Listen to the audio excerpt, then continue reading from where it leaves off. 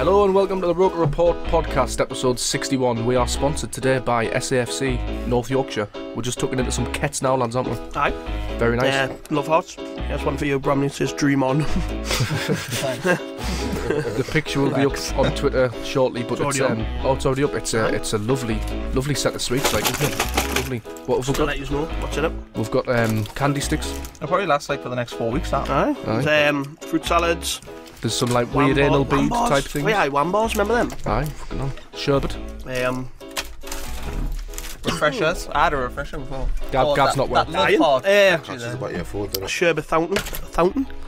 All sorts of stuff. Well, we're very grateful. Thank you very much to SAFC North Yorkshire. Give him a follow on Twitter. He's good crack. Very good crack. We are easily bought. That's what I said a couple of weeks ago. Aye, we're very just to let anybody know, we are easily bought. And there's 2 weeks of sponsorship for a box of sweets. The sponsorship deal is about to expire when these sweets are finished. So if anybody wants to get in touch, so if anyone like from Milan Carter's listening, we wouldn't mind a free steak. Jamie Oliver's maybe something like that. Something like that. Aye. Sound right. We'll jump into the 3-word review. Of what? The game or the sweets? We can do the sweets if you want. We can get an introduction this week. I'm going to be in street. Oh, I haven't got a new guest. We've got Gav, as always. How you doing? Professional intro, yeah. How you doing? I'm fine, yeah. I'm actually not. A little bit sick. Aye. Bromley? Probably tell I sound a bit like Katie. There's two Katie Bromleys. Hopkins. I know, that was what I was going to get onto. Bromley 1. Which one's that? Is that me? Aye. Christ, so we'll just start this again. Nah, let's keep going. Let's keep going. Right, we've got Connor Bromley. How are you doing? Can I complain? And we've got Connor's infinitely better bigger brother Niall. How are you doing, mate? Yeah, good. Welcome to the podcast. Yeah. Named after Niall Quinn, as we found out last week. That's true. He's an older brother. He's actually shorter than me. So doesn't really matter though, does it? So better looking, much better looking, better hairline. He's actually got a worse hairline than me. He's wearing a hat. Look. Oh God, it's the hereditary hairline. It's like the brothers with the bad hairlines, isn't it? Mine looks worse because I'm blonde. Right, moving swiftly on to the 3-word review. We have Michael Luff says, fuck off Sunderland. Chris Cam says, leaving early acceptable. Jade Hocking says, fuck my life. Spencer Vignes says, storm clouds coming. Graham says, kill Billy Jones. Rhys Benson says, need more rockets. Craig Davies says, Coleman regrets piling. Don't know what he means by that. SAFC Dolphin says, League One bound. SAFC North Yorkshire says, a complete embarrassment.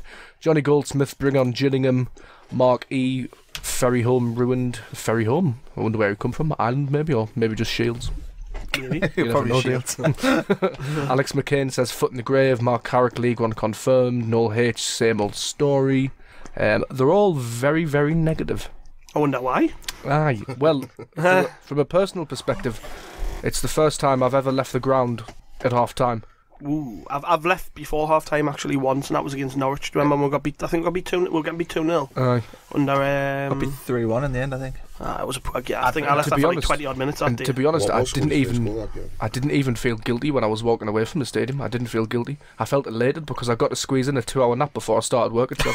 The only reason I stayed was literally because I thought I'm on the podcast. I'm gonna have to write about it. No. That's literally the only reason I thought I'm staying. Alright, and then even then, even then, as soon as we went 1-0 down, like, I tweeted about this. Mentally, I switched off. I just thought, can't be bothered anymore.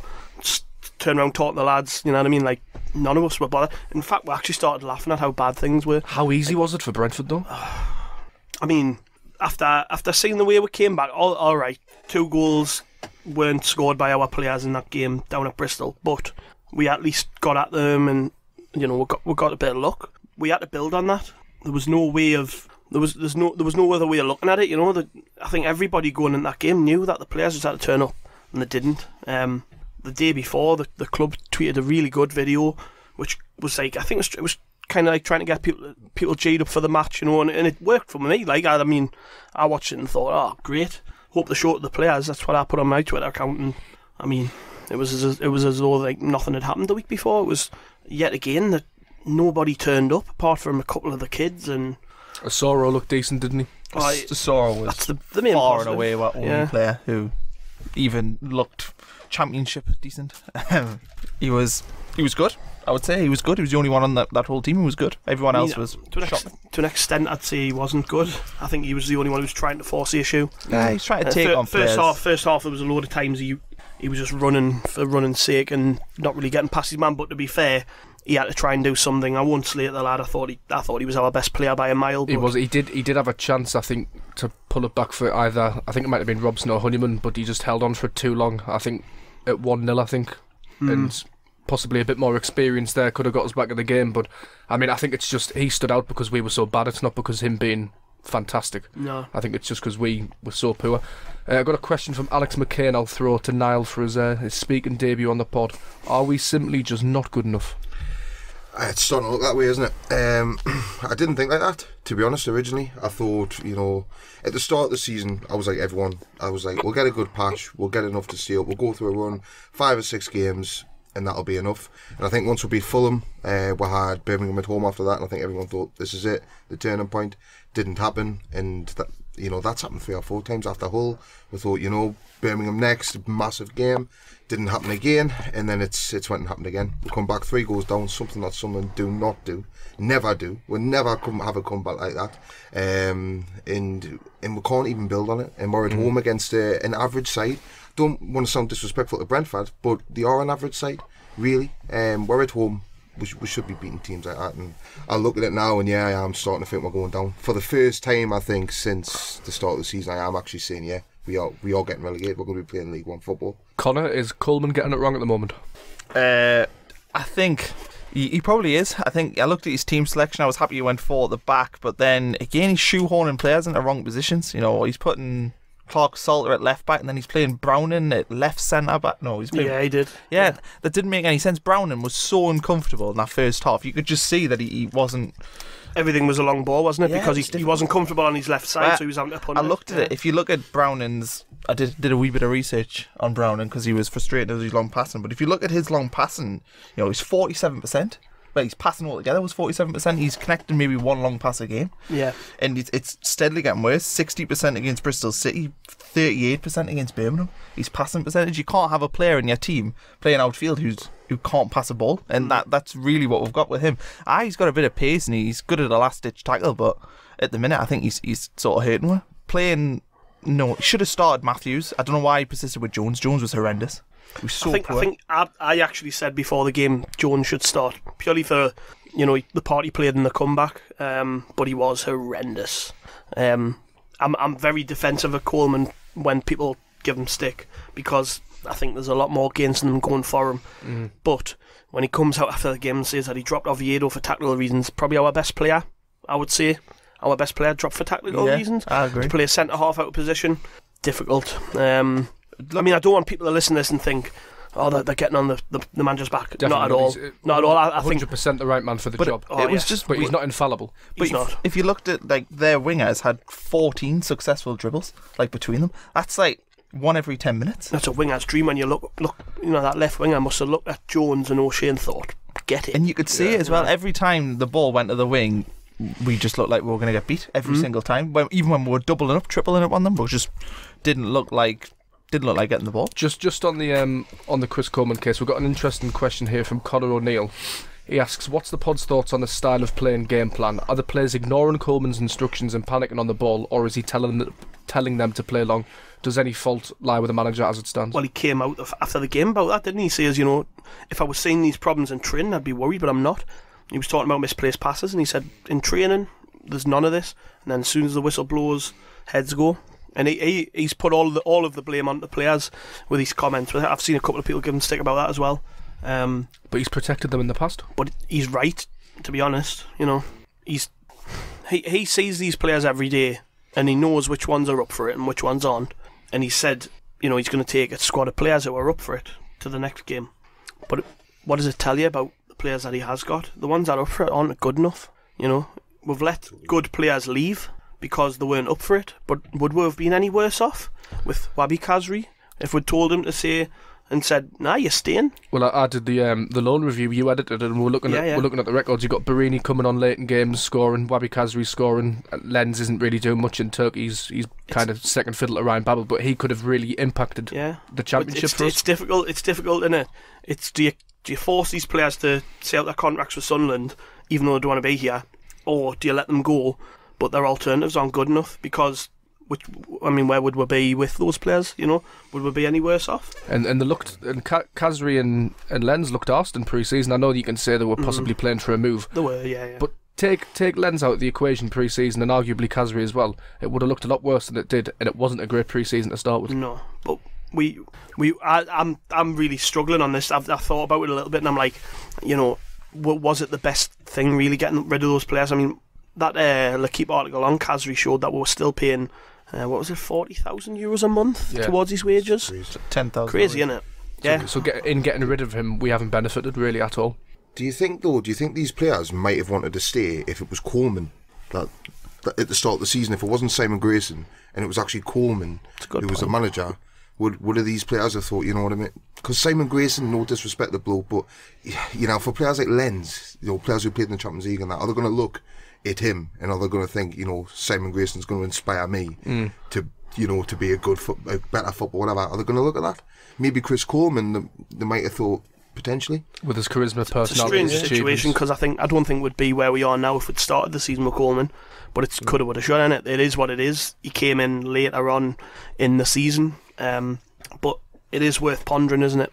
Would we have been any worse than we are now, making those players play for us? Saying, like Gilabodji, as crap as he is, I mean, would we have been any worse off with him than Browning this season? Or he's not been that bad in France either, you know. No, it's so different. It is. I mean, very true. I'm not saying that we should have kept those players, but it does make you wonder if we kind of shot ourselves in the foot by saying that. Basically, this was a good point someone made to me a few weeks ago, but we've kind of like all the blame's been put on the players that have left. Oh, their attitudes stink, they don't want to be here, this, that and the other. But if we ever really thought about the reasons why they don't want to be here, would you want to play for Sunderland? No. You know what I mean? If I didn't have the emotional attachment to the area, then no.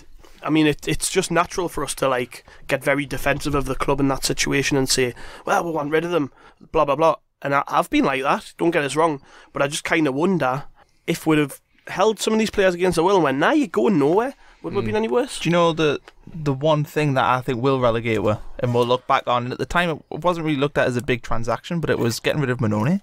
Yeah. Like, our goalkeeping is the worst in the league. I did a little bit of digging. We've got like 62% saves on shots on target. So Lee can't made a save yet. He made one straight at him in the first half, which was straight at him. He's conceded 7 and saved 5. But doesn't it? It says no more goals than that. It says something massive about our recruitment policies. That any other team in the Football League, when they sell a player, they try and replace them, or they try and have somebody lined up with kind of equal or greater quality, or with potential. We don't seem to do that.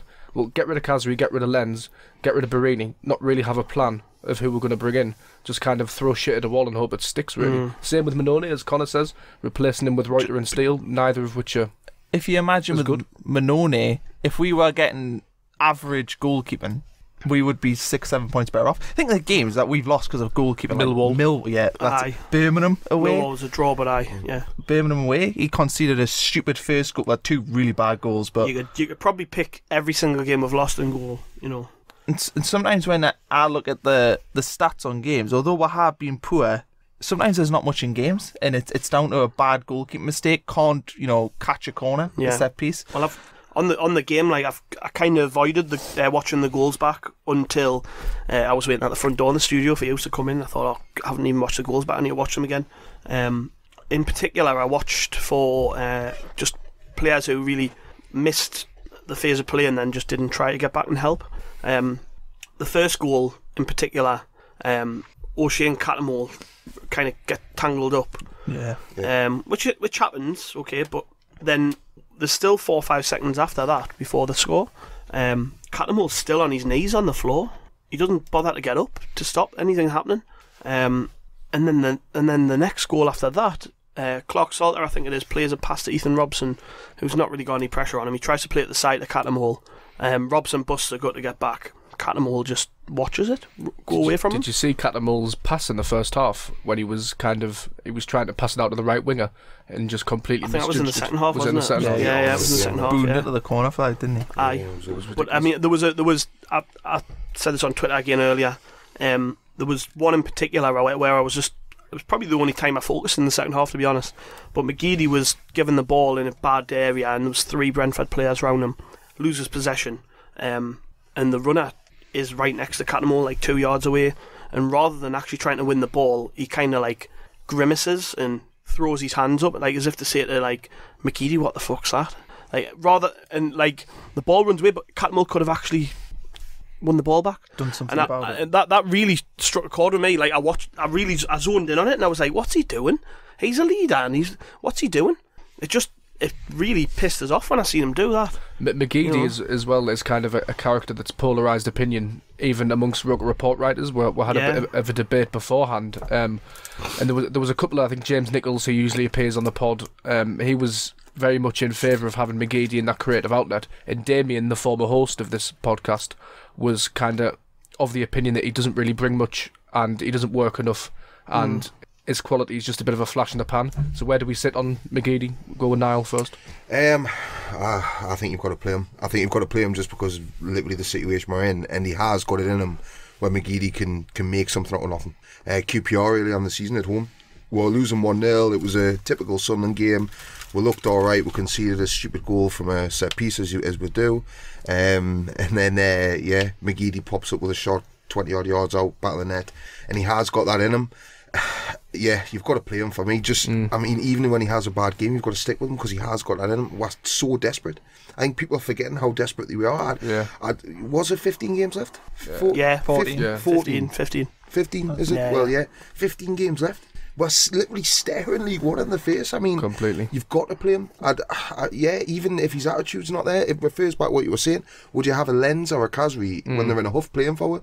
Like, probably at the moment, yeah. Yeah, you Beggars would. can't be choosers. Yeah, exactly. We're so desperate. McGeady, yeah or nay? Firstly, we've got 14 games left.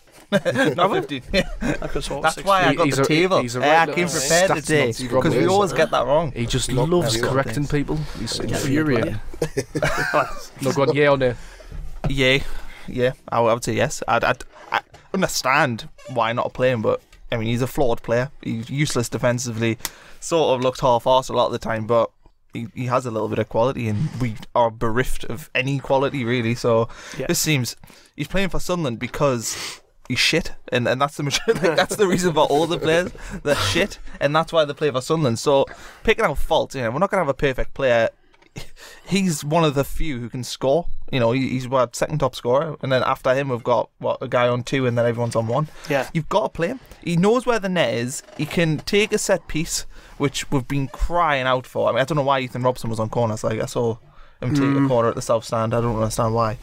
But he can take a set piece as well, and it's something you need when we haven't scored many from set pieces, and we're not scoring in general. You need a player like him because they can't score for no reason, and other teams will also try and mark him out the game because they know he's a threat, and that's useful as well.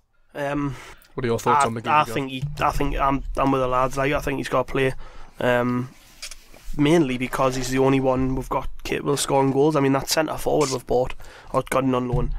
Like, Christ almighty, he's poor, isn't he? Very. Like, and we're relying on him, Asoro, Madja, who are like total unknown quantities. I mean, Asoro's been alright, but you can't rely on him to score your goals.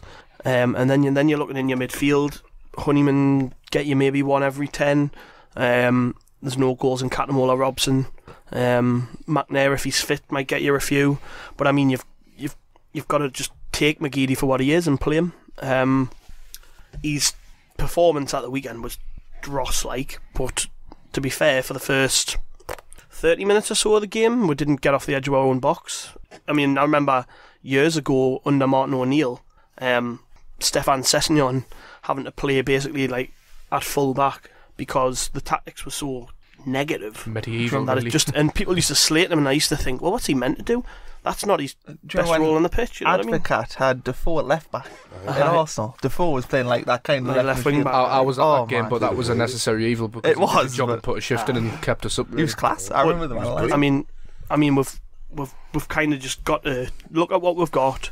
McGeady, very creative, very frustrating player who can score goals. If Lua's fit, I mean, I've no idea if he's any good, but by all accounts, he's a bit of an impact player.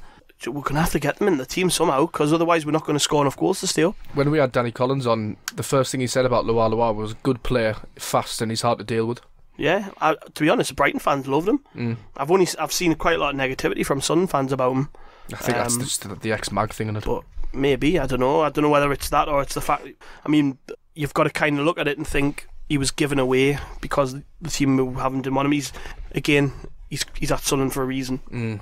But I mean, the lads we've got aren't good enough. Some of them. I think you could make an argument to play McGeady, Lualua and Asoro through the middle, because Asoro, for all he's quite short, wins a is few headers. decent in the air. You know, he my only puts worry himself would be about. my only worry with that would be there'd be no presence for the way kind of we play at the moment. No. But then again, Ashley Fletcher, you know, he's a big enough lad, and he just offered nothing. It's interesting we're talking about this, like getting the creative players in just for the sake of it. I was listening to Nick Barnes on BBC Newcastle before the game, on my way at the ground, and he was talking about, you know, the way to win. Is it just to try and go for 1-0s and stuff? Because that's all we've done this season, really. You know, and then you've got to think if that's your way of thinking, like, oh, we're going to go to places just to grind wins out. Is there any place in the team for creative players? Is it more the game where you would play a Honeyman out wide rather than a McGeady, or you know what I'm trying to say? Like, I mean, I know what you're saying. If we're going to go down, I would rather go down swinging. Yeah, but for me, I would just like, what's our next game again? Bolton midweek. Bolton are shit. So are we. That 3-3 at the stadium, like we watched it together. Me and the Bromley brothers. I was infuriated. I've never said so many swear words in my life. It was one of the worst games of football ever, and they still managed. But you've got to just look at who you're playing and like, right, we've got no confidence. We can't play at the stadium, like, clearly. I know we've won a couple of games in the last few months, but can we not just go there and go, right, backs to the wall? Like, we need to win. These are gonna Bolton are gonna be playing with their heads up. They're not playing too bad at the minute. You know, their form's picked up a little bit. They're gonna see this and think, we can beat these. And they've got the character to do it. We don't. But what we've got to do is just go there and say, sod it. Get the ball on the ground, play through, and try and have a go. Coleman said after the game to BBC Newcastle, from the kick-off, we started slashing at passes. If I could see that in training, I'd see a pattern. I'd know what to expect. It looks like we're panicking. What is it with the stadium atmosphere, do you think? What is it with the stadium? They're on that case pretty much straight away, like. But I don't blame people. It's Brentford. Aye. But they were shit from the first seconds of the game. Yep. They were just shit. The team set the tone for the way the fans behave, in my opinion. The fans this season have got behind the team early doors in games, because normally they actually start okay and then we get sucker punched. That's happened so many times. This weekend, you could tell, I see from the first 4 minutes that we were going to get beat. Yeah. Unless something drastic changed. Like, if you could make a substitution, well, if you were brave, make a substitution at that point, because you could tell straight away it wasn't working. We were camped on the edge of our own box, weren't we? It says something about how poor we are as well, that Brentford had more possession, they had more shots on target, and they pretty much damn tools in the second half, which Brentford coach Dean Smith touched on. In the second half, we weren't anywhere near as good. We were a little bit sloppy in the ball. Decision making went a pot. I mean, it sounds a bit like he thinks they panicked in a way, and they still managed to come out. The with alternative was, he could have played like Bristol did in the second half against us, and you know what I mean. So I think they did the right thing. They sat off a little bit more. Well, you know? Well, Johnson said that, didn't he, after the Bristol game? He said he regretted it. He said he wanted blood. He wanted, he wanted 6 or 7. You know, why wouldn't you? What shit? As he keeps saying, you know, you're winning. We're beating 3-0 at half time, and we're shit. So yeah, let's beat these 6 or 7. That's absolutely yammering. But we committed 19 fouls in the whole game. The referee was poor, to be fair. I thought the referee at the weekend. Stinker. Yeah. Oh, he was shocking. Absolutely terrible. I remember there was a decision that went against. I think it went against Cattermole in the first half towards the south. He gave a really poor decision in the lead up to the second goal. I remember. Yeah, it was a foul on Cattermole, and they didn't give it. I mean, the referee wasn't to blame for the defeat. Don't get us wrong, but I suppose one thing you realise when you drop down at this level is how decent refereeing you get in the Premier League compared to what you get at this level. I don't think we've had a good ref this season, really. The officiating's dreadful. Absolutely dreadful. Even adding the minutes on at the end of the games, like there'll be somebody down for 5 minutes and they'll add 1 minute on and stuff like that. It's like, you know, what? It was really hard to take that at the weekend. I don't know about you, but I was quite optimistic going into it. So was I. And you talk yourself into it though, because I mean, you kind of talked me into it when you were talking about the fact that Brentford are a possession team, and I was, you know, done well against possession teams. Could get something this weekend. It just was clear that they had a game plan, and we looked like we just met each other 2 minutes before the game. It's the hope I can't stand. Aye. The way we like you alluded to before, the way we're set up from minute one was just negative, like camped on the edge of our own box. Was that a direction from the manager to just go out and hold firm early doors? I It don't can't be, surely. I don't think so. Can you remember the whole game? I think the players are just shiting it every time they walk on the pitch. Would you remember the whole game when we came out? It's the only time this season I've seen them come out the blocks firing, like proper have a go from minute one. And you knew, like you said before, about knowing in the first few minutes. I knew in the first few minutes that day that we'd get something because they looked up for it. Yeah. Right from the start, we were closing down the defenders when they were in possession, which we never do anymore. I mean, Fletcher sauntered around the other day. Honeyman was doing all the running from the front. Honeyman was often the furthest man forward. To be fair to Honeyman, and I would get slated for praising him, but he does an alright job at what he's asked to do. He's player of the season for me. In a terrible season, he's going to be player of the season. It could have been. I wonder if the result had been much different if he'd not hit the bar. I thought it was a poor finish, by the way. That was a terrible finish. He really sliced it. I just think when the ball drops you there with that much time, you've got to get he side-footed. It's at my end that he side-footed and it's just come off his toe, like the side of his toe, and it's kind of sliced it, didn't he? He should have put that away. He missed one earlier, where it wasn't really a great chance, but he hit like the side net and it was a poor finish. I think we were 2-0 down with that one. Yeah, he got through. Hit it across goal. Yeah, try and get it over. That's it. We don't have a lot of quality. It goes back to what we were saying about McGeady before. Players like that would probably put those chances away in that situation. I think ultimately, no matter how you look at it, the team were a bottom half at everything. I was looking before. Passing percentages were bottom 6. The amount of shots we get on target were bottom 6. We concede the third most shots per game on target. And haven't we scored a lot of goals though? Have we not? Is that a myth? Well, for where we are, when Grayson was here, we were one of the league's top scorers, weren't we? I think that's probably tailed off a lot. But we lost Graben.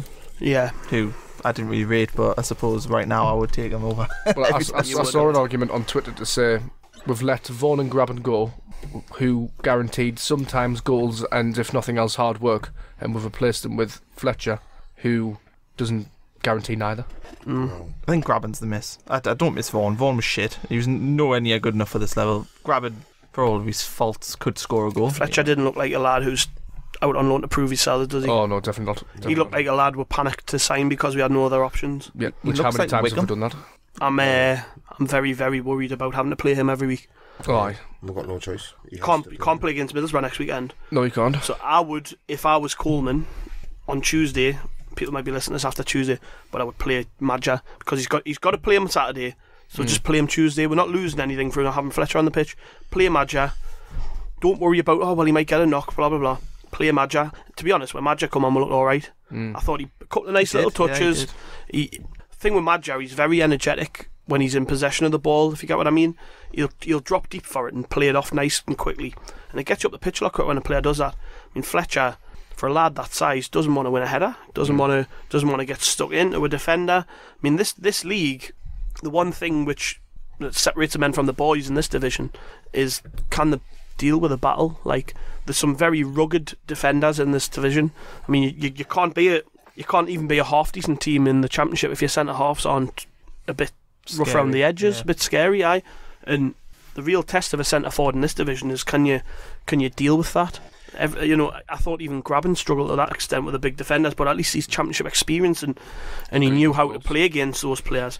Whereas players like Fletcher, because he's big, naturally he's going to get pulled into battles, up in the air, shirt pulling, having to go 50-50 for tackles. He doesn't look up for it to me. He looks very scared of it, if I'm honest. Well, that's it. It's like Graben's streets ahead of Fletcher, isn't he? I mean, if you look at him, and we used to joke about Graben, we used to say he's not very mobile, he doesn't really move much. I remember being on here and saying that we wouldn't miss him if he left.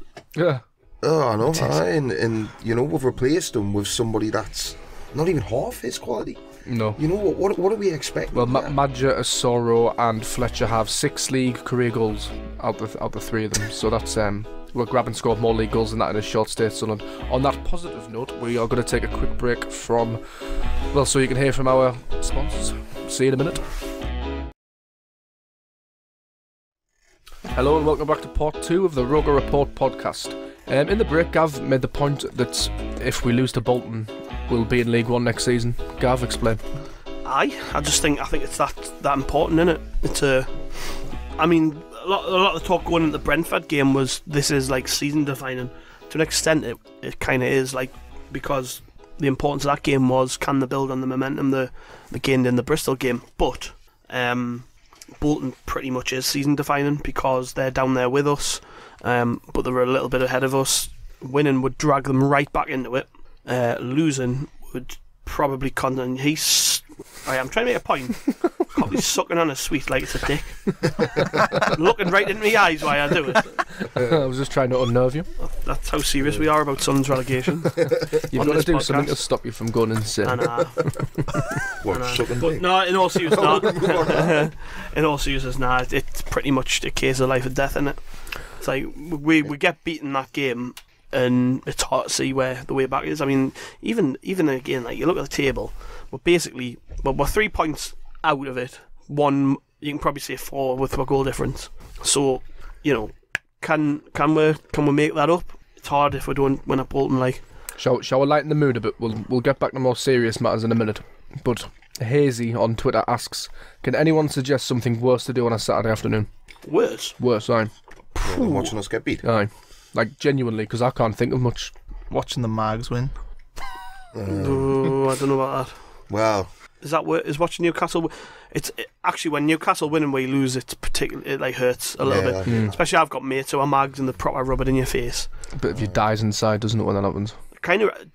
Just to go off on a tangent, I kind of regret piss taking as much as I did when they went down. You've got to do No, because they're making sure that we know about it. Like, like my mates, especially the bunch of twats. Like after every game, my group chat gets absolutely hammered off them. the thing is, when we obviously got 6 in a row against them, I stopped celebrating after that because I thought, well, they're going to get one back, yeah. And then when I got to like 5, I was thinking, I need to celebrate one of these derby wins, yeah, like, because you know what I mean. I'm missing out because I'm thinking, oh no, because if I celebrate, they'll get us back 10 times and. It's the only positive of relegation. We're one league further away from them. I honestly Keep think that record intact, I honestly think I would rather stick pins in my eyes than go to the Stadium of Light again this season. Well, That's genuinely how I feel. Hannah asks on Twitter, best and worst rides at the Disney parks. Connor, I think you're the only one that's been at the Disney park. No, we've both been at Disneyland. Have you, but like the Bromley brothers family, went? Bromley brothers. Is there any photographic evidence of 16 such years trip ago? we can put Probably on is. Twitter for the Bromley fans? Probably dig some out, like. Aye, I think that might be a possibility. We'll try After digging you some get out. that long bus ride home. Our best and worst is Disney rides. We've got to keep the fans happy. Got to Best answer and these worst Disney questions. rides. Well, Quickly though, I don't want I didn't anything like analytical. Space Mountain. It hurts your neck, that Space Mountain. Yeah. Nearly put your neck. To be out. fair, I didn't like Fires your Disneyland. back. I was only 8-year-old, so I can't remember that much. You cried actually. You That did. Doesn't surprise me at all. Little Looks like a crier, didn't he?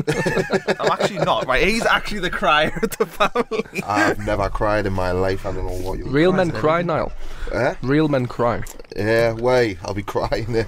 I'll be crying in May when we're in League One. Like. It'll be April when you start crying. Ben Dawson asks, what game do you think our relegation will be confirmed? He's nice and cheerful. Oh, God. Well, I've just said it, I don't know, really. Does he we mean lose to Bolton. mathematically confirmed, or? Well, he doesn't I presume he specify. means, like, when will we actually be down? Yeah, I'll go mathematically. I reckon Burton at home, and when Darren Bent puts a winner in. God, didn't. This is what Do you know I what it said. is? That'll happen. How many times this season have old players come back and score? I said people, that'll man? be like full circle for where this disaster started. Was was- the moment he left, and it'll be full circle. It'll make a good film, Hopefully it'll like, won't end. it? Yeah. Make a good film. Wait, we've still got Aston Villa at home as well, and they've got Graben. It'll be like Hi, there's another one. It'll be like the opposite of that Swansea film. Have you seen the Swansea film, Jack to a King? Oh, where, yeah. where it like charts the rise from nearly going out the Football League to Premier League. It'll be the opposite for us. It'll be Hi. I thought you said League this all bit the was way going to be down. less depressing. He said, "Let's make this I less." tried to lighten the mood. I'm trying to lighten the mood. Wait, James got his Welsh reference in, which he tends to get in every year. Every podcast has got to be one, isn't there? The listeners don't know he's Welsh. There's It's the only Welshman born in Sunderland. Aye. Lives in I'm not going in. I'm not describing again. Don't want you to, don't bite. But for context, Gav's sat here in a South Shields hat, and these two support. He actually is football as lives. well. I was born in South Shields Hospital, just to make that. But hang on a minute, I Right, get son. slated for supporting Blythe, and you're like, wear a South Shield hat. I'm just letting everyone know where I was born. No, it says FC. It doesn't just say South Shield. Whatever.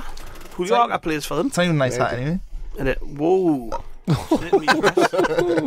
Your hat's worse. Right, there's a question. There's a question from John that I want to get out there as well. How much money would it take to buy Sunderland and demolish the stadium? Probably about 20p at the moment. Right. Buy Sunderland and demolish the stadium. Why would you demolish this? Do you not think though, like To get rid of the fuck and when I so was- all have nicer Saturday afternoons. when I was walking back at half time, it struck me like how much of a shithole location it's in. It's nice that it overlooks the river and such, like, but the like the industrial estates around it are being like demolished. There's a big scrapyard. It just looks run down. Don't the club own that land that turned it into something? know. And I hate to bring it back to Newcastle again, but I was in the press box against Burnley, and you come out at You Newcastle. did mention that last Have I not? time. No. Well, I'll mention it again. To the piss. And you come out and you're straight in the thick of everything, and it's a nice like metropolitan city. The Chinese quarters there. I think the Stadium of Light was no secret. It was made that it was built on a budget. Like it's starting to show its age now, isn't it? Definitely. Yeah. Like I took a photo. I was in a box for I can't even remember what game it was. Ipswich. I was in the. I took a pause and hid it on Twitter. And Luke Ball replied and he was like, "I think that's the first time I've ever looked at the Stadium of Light and thought it looks old." And then I looked at the photo after he said that, 'cause I actually thought it was a nice photo. Then I looked at it and like all the seats were pink, and then you just had that red block in the middle, and then like when the photoshopped the seats to make them look red in that club photo. They did that, and the photoshopped Grayson's assistant into it, who was in hospital. They had the team photo, and then Glyn Snowden, like a complete random head on it. It was like him, but it's from another photo, and it was so obvious. I can't remember which time it was we won the cup. Either it was a 37 or 73, but they didn't have the cup for the photo for some reason. So there's like a cardboard cutout of it. It's really obvious. Yeah, we're so classy. We've got a long historical precedent for this. Well, the thing is, the Stadium of Light, I mean, maybe it's just because we've been so often, but like when I took my girlfriend there, like when she walked in, she was in shock. Like, she's from Wolverhampton, and she's seen the Molineux, and when we walked past the Molineux a few weeks later, she was like, it's tiny compared to your ground. Molineux's a dump and all, like. Oh, mate, it's awful outside there. I was there for Jodie Craddock's testimonial a few years ago. Quinn and Phillips up run. They only had one stand open, and I was in corporate, and I was overlooking the stand ahead in front of us, and that's pretty much the same as Stadium Light. They've got like orange seats, but they're all like pale. It's not pale orange now. They've renovated it a little bit. They've got a load of money. Yeah, they have. They've looked after. When I was there, it's changed a bit. Like, but right, back to more serious matters. There's Tom on Twitter who's aptly called Tom Deland, which I quite like. Asks, what now? Can we legitimately try? What can we do in League One? Basically, is his question. So he's already talking about being down now. What do you mean? Wait, what we're going to do when we go down? Aye. Do you think we'll be able to compete? Well, We thought we'd be able to compete in the Championship. Nah. Well, I mean, we were talking about this in the car, and I said I wrote an article in July or June saying the downward trajectory is what it was called, and I was talking about relegation at League One. So it's kind of been on everyone's minds. I know people might say we all thought it was going to be a lovely, easy time, but reality was, I think most of us felt it was going to be difficult. I don't know if we thought we'd be in this position, but I dread to think what would happen if we went that far down. I think financially it'll absolutely cripple us. We're already teetering on the abyss. We are, as a football club, relying on Ellis Short writing a cheque every month to pay the bills. Aye. The last set of accounts showed that he was forking out £3 million every month just to cover our losses. I mean, obviously that'll change. We've made a lot of job cuts at the stadium. They've sold a fair few players and not really invested anything transfer wise, But it's going to be difficult to say how you compete even in if we stay up. Difficult to say how we compete in the Championship. If we go down, could be the end of this club, and that's my fear. That's not something I know. I just fear that. How does a club with that size stadium, the amount of debt it's got, the fact that we've got no saleable assets bar the players out on loan at the minute, of which we haven't started receiving any money for. So that might help us a bit, but I don't know how a club this size copes in the third year. It feels like a step into the unknown and a step into the abyss as well. I was talking to me friend Michael Stelton at the game, and he mentioned that he's had a season ticket since the Stadium Light opened. He's 28, so in his conscious thought following Sunderland, he's only ever seen us finish third in the Championship as the lowest. He's seen us finish. That's the lowest he's ever seen us finished. 2004. Aye, something like that. And we're going to be in League One. Yeah, it skipped an entire generation now. It's been over 30 years since we played third tier football, but back then it was a lot easier to cope with than it is now. I mean, there was no Premier League, there was no parachute payments, there was no, clubs out. We weren't buying players for millions and millions of pounds every transfer window and then losing money on them. It was a lot easier to cope then, I would imagine. Well, you start looking at comparisons as well. That's a scary thing. I mean, when you think of Portsmouth and Coventry and that because obviously you don't want to do it, but you can't help it, can you? No. And you look at them and you think, I mean, was it Portsmouth who sold our training ground? I mean, we've got a multi-million-pound training facility there. That might be something that actually look at doing. There is somebody that did that, wasn't there? I mean, teams Huddersfield closed the academy and stuff, and they've gone Premier League. No, but they've closed their academy with a it's a bit like what we spoke about last week with Brentford, having the alternative plan rather than using the academy system. I mean, I think the academy might be all right because it's proven that it can make money. So I don't think the overheads of that place are probably going to cripple us too much, but the wage bill will still be paying Jack Rodwell money. I know that there was talk that there is a clause that would see his money cut next season, I think, if it went down, but not by a great amount. You know, imagine if that's not the case and we're paying him 70 grand in League One. This Barker guy on Twitter makes the point. Jack Rodwell on 70k a week next season in League One. Which month of next season will we go into administration? That's the fear, isn't it? But we need clarity from the board, essentially. You'll get none of that. I know we won't, but we're all in the dark now because we're all having to guess, really, about what the financial situation is because we're not seeing the accounts for, like, coming up 3 years now. It's not even that. It's the fact that when Martin Bain speaks about finance, because that's the only time we ever hear about it, when he speaks about it, and when he does, he speaks in terms that the layman can't understand. Like, aye. Unless you're very, very clued up on finances, you don't know what he's talking about. Well, he is going to be at the Peacock with Wise Men Say and Chris Coleman. Yeah, I think I'll try and get along to that. I think I'll be going to that. Yeah, I think I'm going to get a ticket. But I mean, strong Roker Report contingent at Wise Men Say. We'll get them Wise Men Say. Have a flair. Stephen Goldsmith, I'm coming. It'd be interesting after, because we haven't even mentioned this, but I don't think. But the guy approaching Bain in the second half of the game at the weekend, just right next to me. Yeah. I mean, people listening, do you want to tell them what happened? Because some people might not be aware of it. It's basically just, I think he was sitting in the director's bit, I think. And he just, right. I think he just got sick. He just stood up and started shouting at him, and then Bain left. Right. I think the guy left and Bain left in a huff. Yeah. It makes you wonder, like, I know it's obviously going ahead, this thing, but it makes you wonder how stage managed it'll be.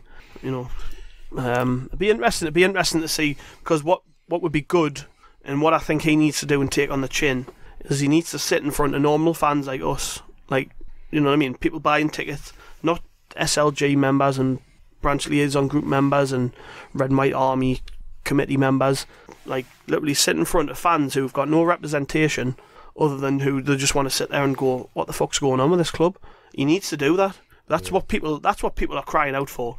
I mean, we're all talking about protest, this and that. In my eyes, the big thing missing at the minute with Sunderland, and has been for a long time now, since probably Niall Quinn left, is that who do we look upon for answers? The bridge and the gap. There's nothing. That's why there's so much uncertainty. That's why nobody knows what's going on. Is because they don't talk enough. They don't. And being he is Short's, you know, lackey essentially. The puppet, isn't he? Short's out the way, and he's the one taking the shit. But I mean, he's got to front up at it. Whatever happens at this do, I hope he answers the questions properly and sincerely. And people are very. And to be honest, what you've just said there about going to League One, nobody knows.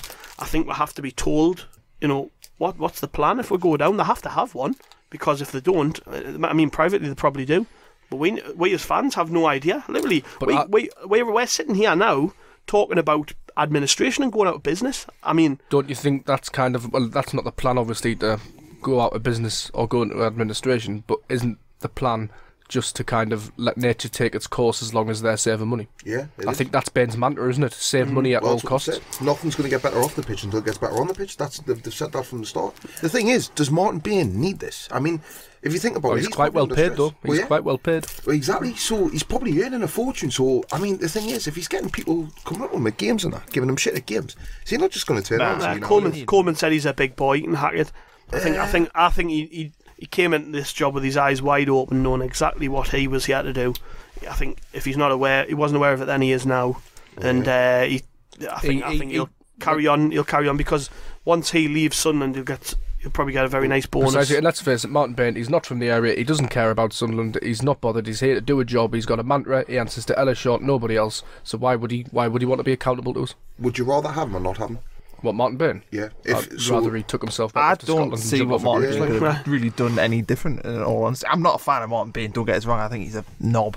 And he plays off these supporters meetings very well. I think he kind of gives them like side information that makes them feel special, which is why we don't get he's an intelligent bloke. Yeah. But I think, could he have done anything different? What would have happened any differently if Margaret Byrne was here instead? I don't think anything. This leads me on to a question from Jordan Ramsey, actually.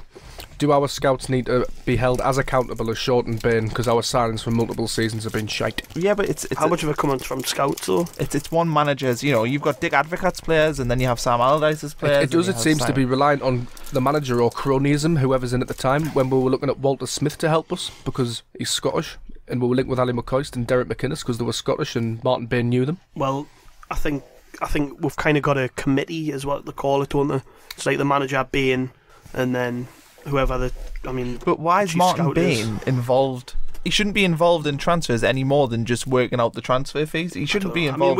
To be honest, we actually don't know the specifics, but I think this is the problem at the club. There's not enough football-minded people there. yeah. Oh, exactly. They do need somebody who gets football. They've got Kevin Ball sitting there who could do absolutely anything for the club, and they're just trying to palm him off as a club puppet. He's only an ambassador. Well, it was pulling pints, wasn't it? I know. It's same. just every time that they just seem to make mistakes, and they're still making mistakes now, and there's no reason to believe that this group that has been making mistakes for the last 10 years will stop making mistakes. So we're sort of just sitting here trying to hope that they'll stop, and they won't stop until they're gone. Nothing changes for the better until they're gone, is the top and bottom of it, isn't it? Well, yeah. I mean, we're just hoping at the minute now that we've got maybe young'uns or something coming through that can improve on the pitch, and that's the only hope we've got, because we know we can't buy any quality. Yeah. Do you know what could be? It would be absolutely drastic, but we as fans are kind of craving to have control of the club back, and you know what, it would almost be nice if the We club never had did control of the club in the first place, though. No, but it would be nice to get the control. Feel like you've got it, because even when Bob Murray's there, he's a Sunderland fan. You can relate to him more. You want to feel like that you listen to. Yeah, and imagine if the worst did happen and the club did go through and they ended up going down the route of like Darlington, at least we would have control. It probably won't happen, but at least. Yeah, well, the day Alice Short became sole owner of the club was the day he stopped being accountable. Really, because when Murray was chairman, at least there were fans on the board who attended directors' meetings. Now, I mean, he can do what he wants and nobody has any say in the matter. But is it not scary in a sense that it looks like no matter what we do, we'll always end up in this situation? I mean, if Ellis Short hadn't have come in, well, Niall Quinn with his consortium, but we probably would have looked at League One that season before we got Roy Keane. Drummerville were going under anyway before Short got it. Well, yeah, exactly. Lost out in the bank. So maybe we can't, we're the type of club where we can't afford to be where we are, and that's why we keep on ending where we are. And if we do get a new owner that comes in and buys me for whatever and spends all this money, 10 years time the same thing will probably be happening. Yeah. Why does it keep on happening? They've just been mismanaged. You can solve it. They've had enough good players, and they've spent enough money to not be in this position. They've just recruited badly, and they've sold players at the wrong time and sold the wrong players. There's so many mistakes that have went into it. Yeah. But the thing is, there's so much speculation about every minor. The reason that we even speculate is none of us, just some leadership and clarity in this situation. Whether that leads, I think the fans have kind of lost any patience they originally had with him, and he's kind of paying that price now. And we as fans will always be there. I'll always be there. You will always be there. We'll always be Sunderland supporters. You never know, you might end up with South Shields. we've just got, unfortunately, we've just got to sit and be patient. And the nature of what we do, sitting in front of a podcast mic every week and writing articles on a website, means we cannot detach ourselves from it. And that's what for me hurts the most. I kind of feel like all of this will become worth it eventually. Well, it'll come round in a full circle, and eventually we'll be all right. Well, you hope for another Wembley moment or something like that, don't you? Yeah. I mean, we've just, unfortunately, because we aren't the owner of Sunderland Football Club, Sunderland Association Football Club, sorry, because we aren't the owner, we have to just sit and wait and see what happens, unfortunately, and there's very little we can do other than if one of us knows somebody very rich that would buy the club. I don't. I'll do a text. Yeah. Danny Collins was on the other week, see how much he's got, see if he fancies it. Yeah, but the thing is, the clubs sometimes, like Martin Bain, do you think they're sitting there, they're thinking, this is actually quite easy, because us as fans, I mean, I know you talked about the protest and that the other week. I mean, we're not protesting. I mean, that thing that happened at the weekend with Martin Bain is the only thing I've heard of fans saying something to the board, It is. So they've literally, I feel like we have been lying over and getting my bellies tickled. You know what I mean? We have been letting them just get away with it because we're taking the shit. Whereas, sorry to refer back to Newcastle, but I think James or somebody brought it up a few weeks ago. Actually, I think it was you, Gab, and he'd said that Newcastle have spoke about it for years and years and years, and they've protested and protested, and they finally got their wish. I mean, they're for sale, and Ashley is trying to sell the club. Whereas for us, like I say, we're just taking it. We're just sitting there. We're just letting, we're letting Bain and Short do whatever they're doing to the club, and we're not actually saying anything. So they probably are sitting there in the offices thinking, well, this is pretty easy because they're just taking exactly what they do. I can't understand why there was such protests against Bob Murray, all them years ago, and this is worse. This is 10 times worse. Yeah, but I think we've just been very well manipulated and beaten down. I mean, I sat till the end at the weekend. I mean, I look around us, it's the same faces every week. Turn up like I do, regardless. I mean, other than the booing of the players, and there was a brief "you're not fit to wear the shirt" chant. In fact, there was a lad by me started the chant saying number 1 is fucking shit, number 2 is the Gary Rowell tune. Other than that, I heard very little in the way of dissent. Booed off at half time, booed off at the end. But I mean, that's targeting the players on the pitch and not the ownership of the club. And I think the problem is there's very little. People are looking for guidance. I mean, we put a poll out around the subject of protest, just asking people if they'd support it. Didn't specify what would certain types of protest, but we said if there was a protest against the regime, in so many words, would you support it? 69% of people said yes. But then delving further into it, we put a survey out, which I think's got around 2,000 responses at the minute. One of the questions in there was, what form of protest would you support?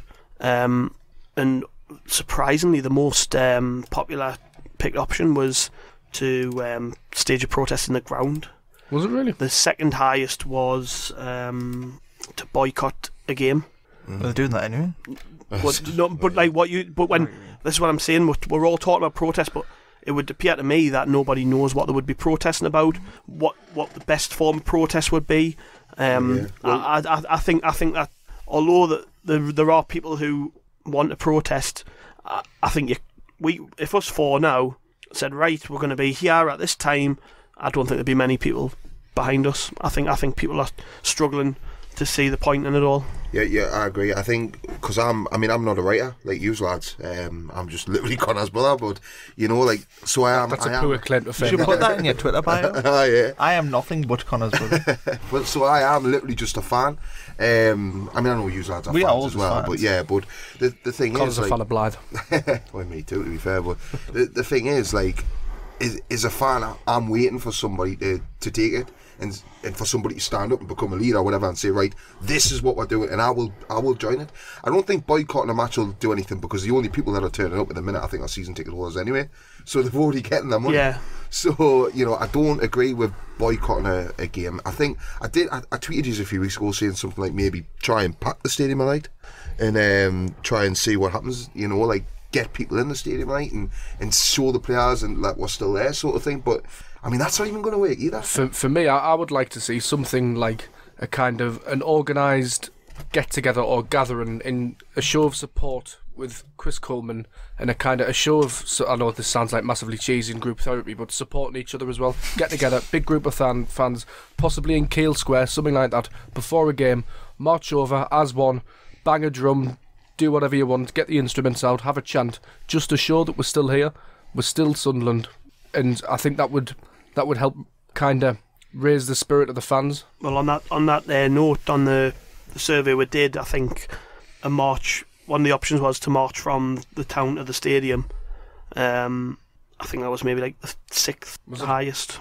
Yeah, I mean, I know we're only about 2,000 people, but that's a fair of the core group of Sunderland fans. That's a good representation. Yeah. The thing is, there's only going to be, whenever you have these protests, there's only 2,000-3,000 that do it anyway. Yeah. Some people won't. And as we were talking about the other week, some people go watch Sunderland and are just merely there to have a nice Saturday afternoon out. Me, I literally go with my dad, my brother-in-law, my nephew, and about 5 of my mates, and it's just an afternoon out. You know what I mean?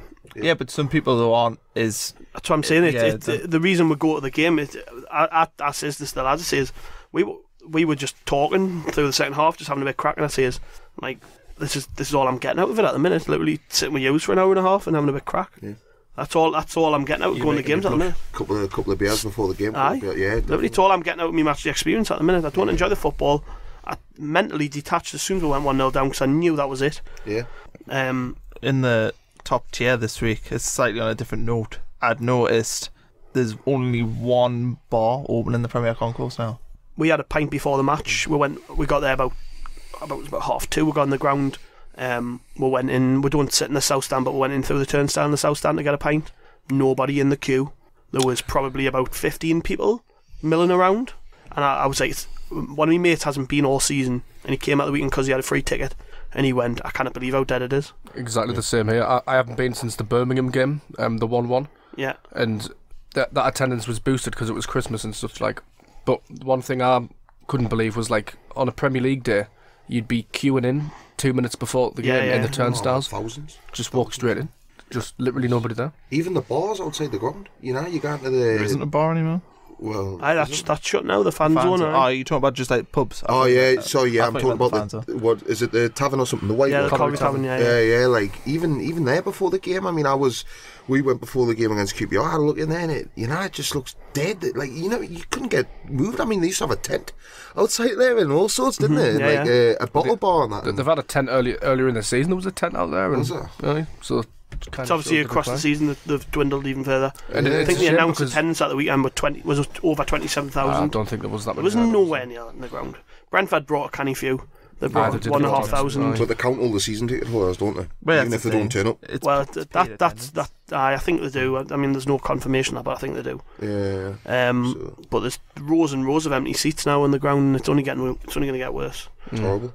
It seems a shame to end on a negative, but I mean that's just the reality of it. Really, anybody listening to this who isn't in the northeast or doesn't get the games anymore, because a lot of people abroad listen to us. You know, that's the reality of it now. It's a ghost town. I mean, I might tweet it out after the game. After this, sorry, but we had an article. It was around Christmas time, just after Christmas. Tom wrote for the site. One of the editors on the site, Tom Atkinson. He lives in Florida now, but he's from Sunderland, and he came back over Christmas, and he wrote his experience up, and he couldn't believe it. Like, probably the best way I've seen someone put it was in that article. Excellent article. Most people probably already read it, but I'll tweet it back out after this. But I mean, that does sum up what it's like to go to the match now. Yeah. Thoroughly depressing. Oh. You're there out of unbridled love. Really, you're just there because Sunderland are your club. And nobody's enjoying it. Nobody's enjoying the football on the pitch. Nobody's enjoying the experience of it. How do you think season ticket package will look, and they send you through the... We had this conversation afterwards at the weekend. I was saying, like, because obviously last season we had to make because I pay like the 4-stage payments, and I think the first one came out in April.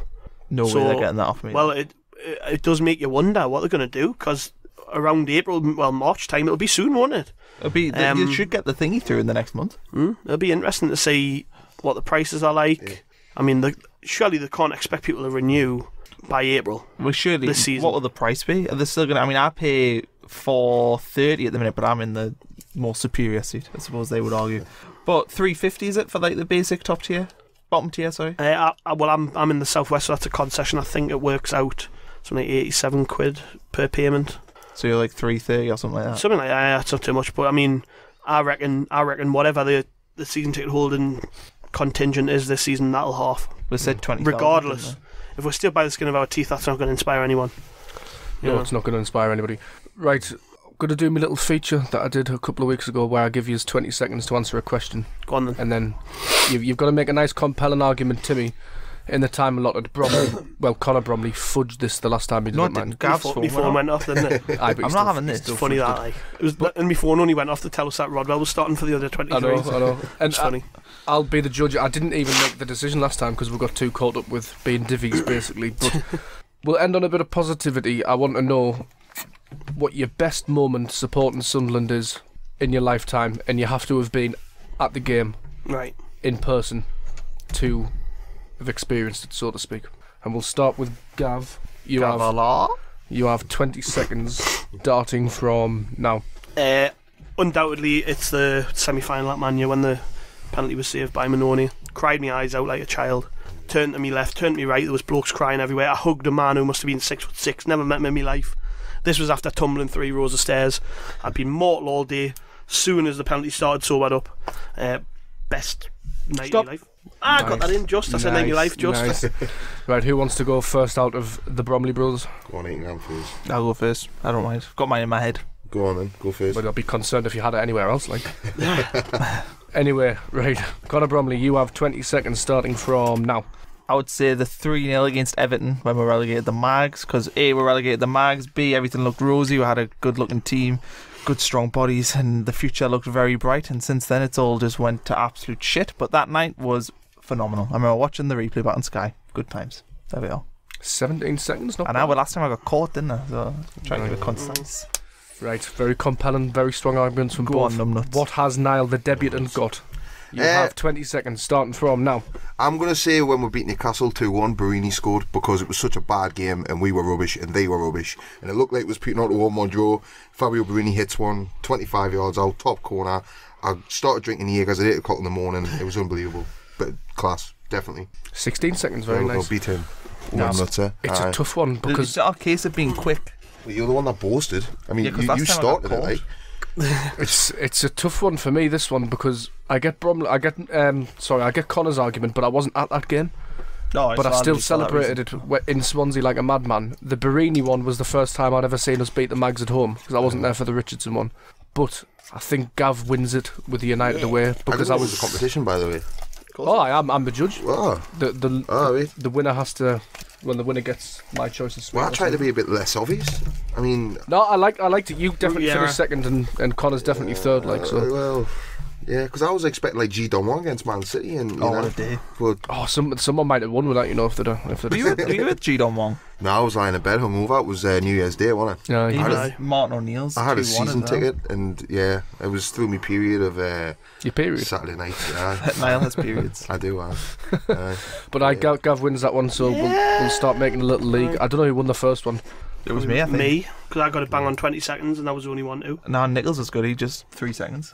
Nichols wasn't. Nichols was concise, but wasn't very He made a compelling. compelling was argument. But that he way. said, didn't he say they're big, we're little? It didn't really make sense. Something like, well, Gav's tuning up in the 20-second series. Get up. You can win the 20-second cup at the end of the podcast season. Oh, get in. Buzzing. Right, thanks for joining us once again. We're on Twitter at Roker Report. We're on Instagram at Roker Report. We're on Facebook /Roker Report. And we're on Snapchat. No, we're not on Snapchat. No, I've just made that up, haven't I? Does anybody want to run a Snapchat account for the Roker Report? You can if you want, yeah. Get in touch. We've got some great content on the site at the moment, so stay tuned. Am I missing anything? Yeah. What's the Bolton score going to be? Oh, yeah. We've not done I that haven't yet. even Nah, previewed. we don't even really- care about Bolton, like, whatever. We need to win. We'll do Whatever. a very concise round table score prediction. Niall, go. We'll get beat and Sammy Amiobi scores the goal. Connor. 0-0. 3-0 down. I think we'll lose 3-0. I think it's going to be a thump and we're going to be slashing our wrists on Tuesday night. Amiobi happy. Well, my 3-word review of this podcast is positivity all round, I think. Yeah, that's it, like. Right, thanks for joining us once again, and we'll catch you next week. Cheers.